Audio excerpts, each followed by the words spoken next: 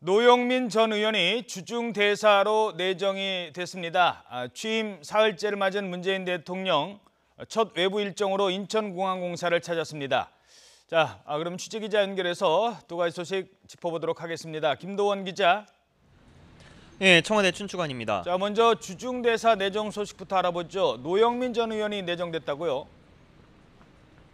네, 주중대사에 노영민 전 의원이 내정된 것으로 확인이 됐습니다. 5년 전이죠. 2012년 대선 당시 노영민 전 의원은 문재인 후보의 비서실장을 지냈고요. 이번 대선에서는 경선 캠프에 이어 본선 선대위에서도 조직본부장을 맡은 문재인 대통령의 최측근입니다. 자세한 소식은 좀 더 들어오는 대로 전해드리도록 하겠습니다. 노영민 전 의원이 주중대사에 내정이 됐다는 소식이 들어와 있습니다. 예.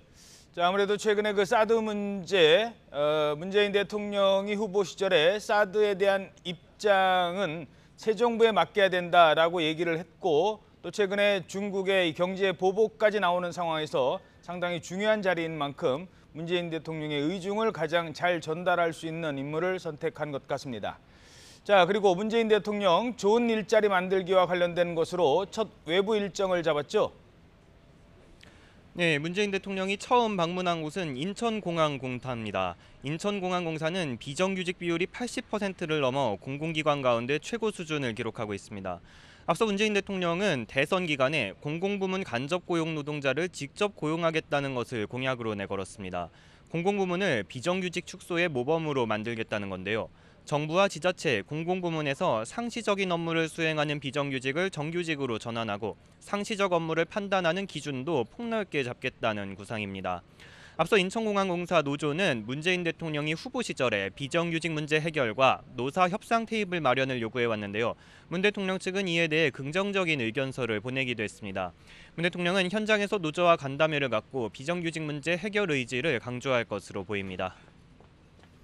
자, 그리고 또 하나 들어온 소식이 있죠. 대통령이 집무실을 바꾸기로 했다, 이런 소식이 들어와 있네요. 네, 문재인 대통령은 일상적인 업무는 참모들이 있는 건물인 위민관에서 처리하기로 했습니다. 윤영찬 국민소통수석은 문 대통령이 공식적인 업무 등 큰 행사는 종전처럼 본관에서 하지만 일상 업무 수행은 위민관에서 하기로 했다고 설명했습니다. 청와대 본관과 위민관은 500m 정도 거리가 떨어져 있습니다.